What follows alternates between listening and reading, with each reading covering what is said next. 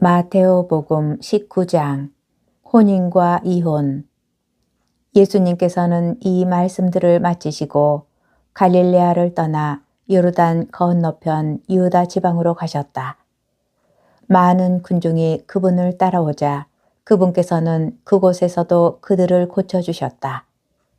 그런데 바리사이들이 다가와 예수님을 시험하려고 무엇이든지 이유만 있으면 남편이 아내를 버려도 됩니까? 하고 물었다.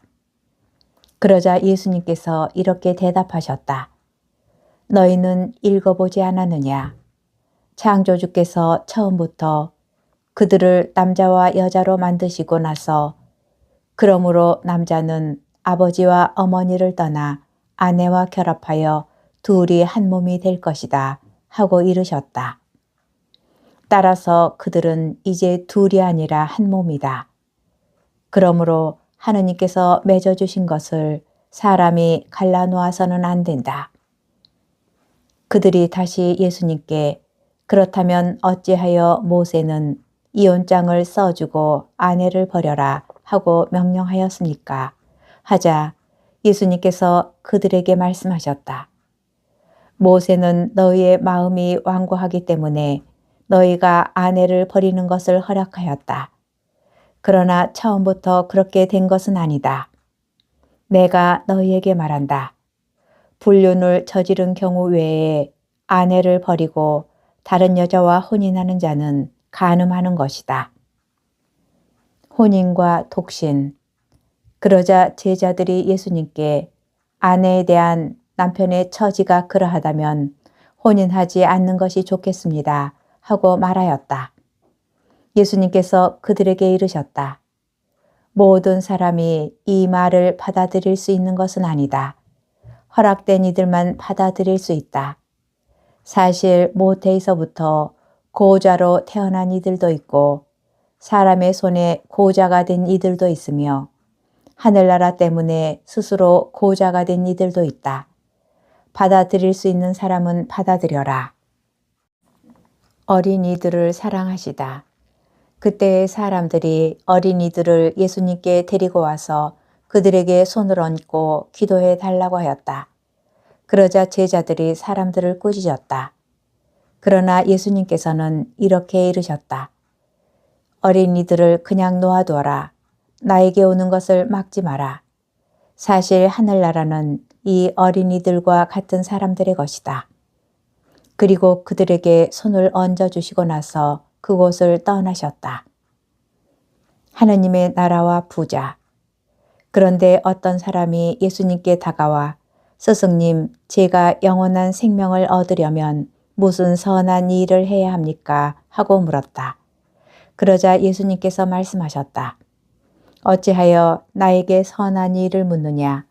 선하신 분은 한 분뿐이시다. 내가 생명에 들어가려면 계명들을 지켜라. 그가 어떤 것들입니까? 하고 또 묻자 예수님께서 이르셨다. 살인해서는 안 된다. 간음해서는 안 된다.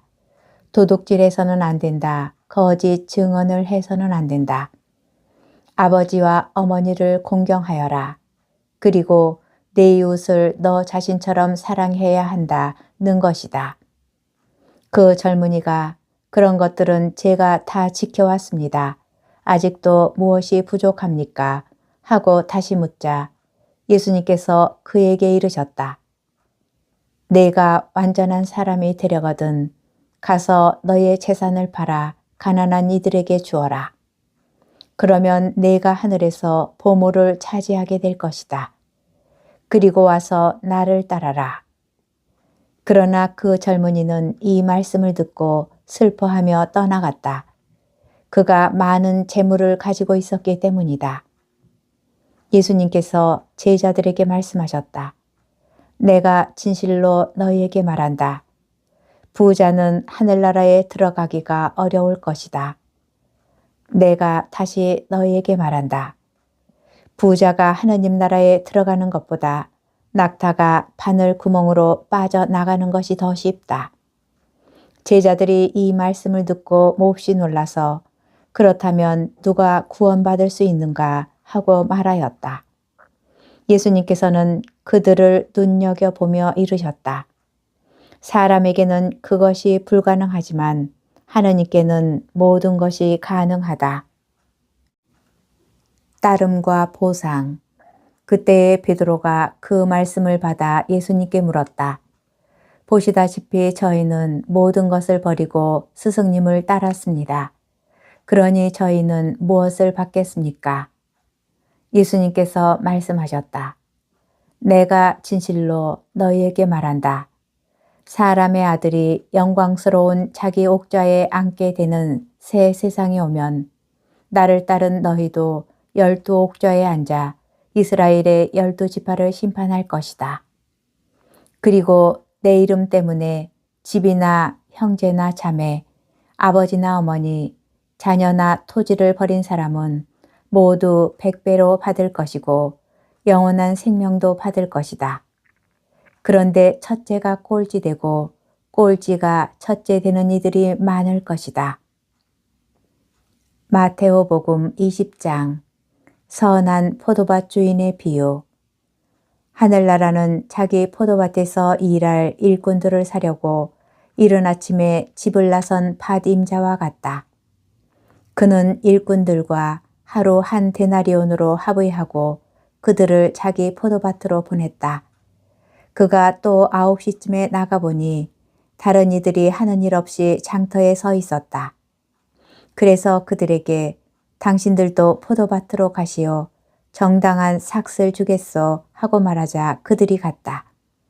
그는 다시 12시와 오후 3시쯤에도 나가서 그와 같이 하였다. 그리고 오후 5시쯤에도 나가보니 또 다른 이들이 서 있었다. 그래서 그들에게 당신들은 왜 온종일 하는 일 없이 여기 서 있어 하고 물으니 그들이 아무도 우리를 사지 않았기 때문입니다 하고 대답하였다. 그러자 그는 당신들도 포도밭으로 가시오 하고 말하였다. 저녁 때가 되자 포도밭 주인은 자기 관리인에게 말하였다. 일꾼들을 불러 맨 나중에 온 이들부터 시작하여 맨 먼저 온 이들에게까지 품삯을 내주시오. 그리하여 오후 5시쯤부터 일한 이들이 와서 한 데나리온씩 받았다. 그래서 맨 먼저 온 이들은 차례가 되자 자기들은 더 받으려니 생각하였는데 그들도 한 데나리온씩만 받았다. 그것을 받아들고 그들은 밭 임자에게 투덜거리면서 맨 나중에 온 저자들은 1시간만 일했는데도 떼약볕 아래에서 온종일 고생한 우리와 똑같이 대우하시는군요 하고 말하였다. 그러자 그는 그들 가운데 한 사람에게 말하였다. 친구여, 내가 당신에게 불의를 저지르는 것이 아니오.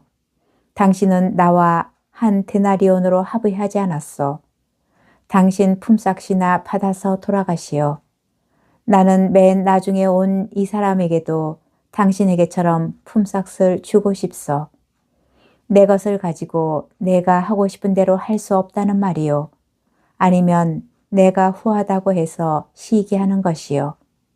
이처럼 꼴찌가 첫째 되고 첫째가 꼴찌 될 것이다. 순환과 부활을 세 번째로 예고하시다. 예수님께서 예루살렘으로 올라가실 때 12 제자를 따로 데리고 길을 가시면서 그들에게 이르셨다. 보다시피 우리는 예루살렘으로 올라가고 있다. 거기에서 사람의 아들은 수석 사제들과 율법학자들에게 넘겨질 것이다. 그러면 그들은 사람의 아들에게 사형을 선고하고 그를 다른 민족 사람들에게 넘겨 조롱하고 채찍질하고 나서 십자가에 못 박게 할 것이다. 그러나 사람의 아들은 사흘날에 되살아날 것이다. 출세와 성김. 그때에 제베데오의 두 아들의 어머니가 그 아들들과 함께 예수님께 다가와 엎드려 절하고 무엇인가 청하였다. 예수님께서 그 부인에게 무엇을 원하느냐 하고 물으시자 그 부인이 스승님의 나라에서 저의 이 두 아들이 하나는 스승님의 오른쪽에 하나는 왼쪽에 앉을 것이라고 말씀해 주십시오 하고 말하였다. 예수님께서 너희는 너희가 무엇을 청하는지 알지도 못한다. 내가 마시려는 잔을 너희가 마실 수 있느냐 하고 물으셨다. 그들이 할 수 있습니다 하고 대답하자 예수님께서 그들에게 말씀하셨다. 너희는 내 잔을 마실 것이다. 그러나 내 오른쪽과 왼쪽에 앉는 것은 내가 허락할 일이 아니라 내 아버지께서 정하신 이들에게 돌아가는 것이다. 다른 10 제자가 이 말을 듣고 그 두 형제를 불쾌하게 여겼다. 예수님께서도 그들을 가까이 불러 이르셨다. 너희도 알다시피 다른 민족들의 통치자들은 백성 위에 군림하고 고관들은 백성에게 세도를 부린다. 그러나 너희는 그래서는 안 된다.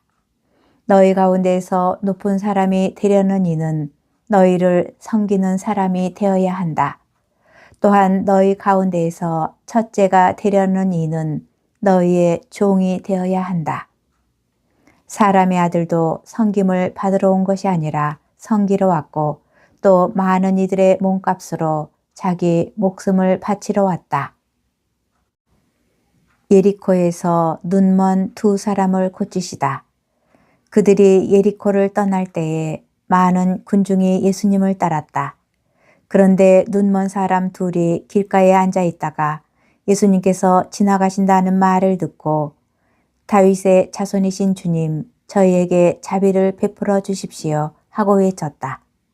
군중이 그들에게 잠자코 있으라고 꾸짖었지만 그들은 더욱 큰 소리로 주님, 다윗의 자손이시여 저희에게 자비를 베풀어 주십시오 하고 외쳤다.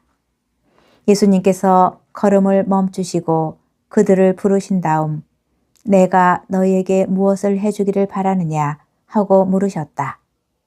그들이 주님 저희 눈을 뜨게 해주십시오 하고 대답하였다. 예수님께서 가엾은 마음이 들어 그들의 눈에 손을 대시자 그들이 곧 다시 보게 되었다. 그리고 그들은 예수님을 따랐다. 마테오복음 21장 예루살렘에 입성하시다. 그들이 예루살렘에 가까이 이르러 올리브산 벳파게에 다다랐을 때 예수님께서 제자 둘을 보내며 말씀하셨다. 너희 맞은쪽 동네로 가거라. 매어있는 암나귀와 그 곁에 어린 나귀를 곧바로 보게 될 것이다. 그것들을 풀어 나에게 끌고 오너라. 누가 너희에게 무엇라고 하거든 주님께서 필요하시답니다 하고 대답하여라. 그러면 그것들을 곧 보내줄 것이다. 예언자들을 통하여 하신 말씀이 이루어지려고 이 일이 일어난 것이다. 딸 시온에게 말하여라. 보라, 너의 임금님이 너에게 오신다. 그분은 겸손하시어 암나귀를 짐발이 짐승의 새끼 어린 나귀를 타고 오신다. 제자들은 가서 예수님께서 지시하신 대로 하였다. 그들은 그렇게 암나귀와 어린 나귀를 끌고 와서 그 위에 겉옷을 펴놓았다. 예수님께서 그 위에 앉으시자 수많은 군중이 자기들의 겉옷을 길에 깔았다. 또 어떤 이들은 나뭇가지를 꺾어다가 길에 깔았다. 그리고 앞서가는 군중과 뒤따라가는 군중이 외쳤다. 다윗의 자손께 호산나, 주님의 이름으로 오시는 분은 복되시어라. 지극히 높은 곳에 호산나.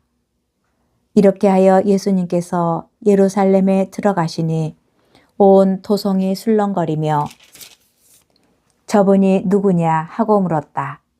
그러자 군중이 저분은 갈릴레아 나자렛 출신 예언자 예수님이시요 하고 대답하였다. 성전을 정화하시다. 예수님께서는 성전에 들어가시어 그곳에서 사고 팔고 하는 자들을 모두 쫓아내시고 환전상들의 탁자와 비둘기 장수들의 의자를 둘러 부셨다. 그리고 그들에게 말씀하셨다. 나의 집은 기도의 집이라 불릴 것이다 라고 기록되어 있다. 그런데 너희는 이곳을 강도들의 소굴로 만드는구나.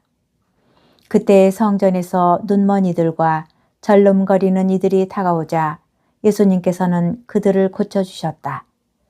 수석 사제들과 율법학자들이 예수님께서 일으키신 기적들을 보고 또 성전에서 다윗의 자손께 호산나 하고 외치는 아이들을 보고 불쾌해하며 예수님께 저 아이들이 무엇라고 하는지 듣고 있어 하였다. 예수님께서 그들에게 말씀하셨다. 그렇다. 당신께서는 아기들과 젖먹이들의 입에서 찬양이 나오게 하셨습니다. 라는 말씀을 너희는 읽어본 적이 없느냐? 예수님께서는 그들을 두고 성을 나와 베타니아로 가시어 그곳에서 밤을 지내셨다. 무화과 나무를 저주하시다. 예수님께서는 새벽에 성 안으로 되돌아가실 때에 시장하셨다. 마침 길가에 있는 무화과 나무 한 그루를 보시고 가까이 가셨다. 그러나 잎사귀 밖에는 달리 아무것도 보이지 않았으므로 그 나무를 향하여 말씀하셨다. 이제부터 너는 영원히 열매 맺는 일이 없을 것이다. 그러자 나무가 즉시 말라버렸다. 제자들이 그것을 보고 놀라서 어째서 무화과 나무가 즉시 말라버렸습니까? 하고 물었다. 예수님께서 그들에게 대답하셨다. 내가 진실로 너희에게 말한다. 너희가 믿음을 가지고 의심하지 않으면 이 무화과 나무에 일어난 일을 할 수 있을 뿐만 아니라 이 산더러 들려서 저 바다에 빠져라 하여도 그대로 이루어질 것이다. 그리고 너희가 기도할 때에 믿고 청하는 것은 무엇이든지 다 받을 것이다. 예수님의 고난을 문제 삼다. 예수님께서 성전에 가서 가르치고 계실 때 수석 사제들과 백성의 원로들이 예수님께 다가와 말하였다. 당신은 무슨 권한으로 이런 일을 하는 것이요? 그리고 누가 당신에게 이런 권한을 주었어? 그러자 예수님께서 말씀하셨다. 나도 너희에게 한 가지 묻겠다. 너희가 나에게 대답하면 나도 무슨 권한으로 이런 일을 하는지 너희에게 말해주겠다. 요한의 세례가 어디에서 온 것이냐? 하늘에서냐 아니면 사람에게서냐? 그들은 저희끼리 의논하였다. 하늘에서 왔다 하면 어찌하여 그를 믿지 않았느냐 하고 우리에게 말할 것이요. 그렇다고 사람에게서 왔다 하자니 군중이 두렵소. 그들이 모두 요한을 예언자로 여기니 말이요. 그래서 그들이 예수님께 모르겠소 하고 대답하였다. 그러자 예수님께서 그들에게 말씀하셨다. 나도 무슨 권한으로 이런 일을 하는지 너희에게 말하지 않겠다. 두 아들의 비유. 너희는 어떻게 생각하느냐? 어떤 사람에게 아들이 둘 있었는데 맏아들에게 가서 애야 너 오늘 포도밭에 가서 일하여라 하고 일렀다. 그는 싫습니다 하고 대답하였지만 나중에 생각을 바꾸어 일하러 갔다. 아버지는 또 다른 아들에게 가서 같은 말을 하였다. 그는 가겠습니다 아버지 하고 대답하였지만 가지는 않았다. 이 둘 가운데 누가 아버지의 뜻을 실천하였느냐? 그들이 맏아들입니다 하고 대답하자 예수님께서 그들에게 말씀하셨다. 내가 진실로 너희에게 말한다. 세리와 창녀들이 너희보다 먼저 하느님의 나라에 들어간다. 사실 요한이 너희에게 와서 의로운 길을 가르칠 때 너희는 그를 믿지 않았지만 세리와 창녀들은 그를 믿었다. 너희는 그것을 보고도 생각을 바꾸지 않고 끝내 그를 믿지 않았다. 포도밭 소작인의 비유. 다른 비유를 들어보아라. 어떤 밭임자가 포도밭을 일구어 울타리를 둘러치고 포도학을 파고 탑을 세웠다. 그리고 소작인들에게 내주고 멀리 떠났다. 포도철이 가까워지자 그는 자기 몫의 소출을 받아오라고 소작인들에게 종들을 보냈다. 그런데 소작인들은 그들을 붙잡아 하나는 매질하고 하나는 죽이고 하나는 돌을 던져 죽이기까지 하였다. 주인이 다시 처음보다 더 많은 종을 보냈지만 소작인들은 그들에게도 같은 짓을 하였다. 주인은 마침내 내 아들이야 존중해 주겠지 하며 그들에게 아들을 보냈다. 그러나 소작인들은 아들을 보자 저자가 상속자다. 자, 저자를 죽여버리고 우리가 그의 상속 재산을 차지하자 하고 저희끼리 말하면서 그를 붙잡아 포도밭 밖으로 던져 죽여버렸다. 그러니 포도밭 주인이 와서 그 소작인들을 어떻게 하겠느냐. 그렇게 악한 자들은 가차없이 없애버리고 제때의 소출을 바치는 다른 소작인들에게 포도밭을 내줄 것입니다. 하고 그들이 대답하자 예수님께서 그들에게 말씀하셨다. 너희는 성경에서 이 말씀을 읽어본 적이 없느냐? 집 짓는 이들이 내버린 돌, 그 돌이 모퉁이의 머릿돌이 되었네. 이는 주님께서 이루신 일, 우리 눈에 놀랍기만 하네. 그러므로 내가 너희에게 말한다. 하느님께서는 너희에게서 하느님의 나라를 빼앗아 그 소출을 내는 민족에게 주실 것이다. 그리고 그 돌 위에 떨어지는 자는 부서지고 그 돌에 맞는 자는 누구나 으스러질 것이다. 수석 사제들과 바리사이들은 이 비유들을 듣고서 자기들을 두고 하신 말씀인 것을 알아차리고 그분을 붙잡으려고 하였으나 군중이 두려웠다. 군중이 예수님을 예언자로 여겼기 때문이다.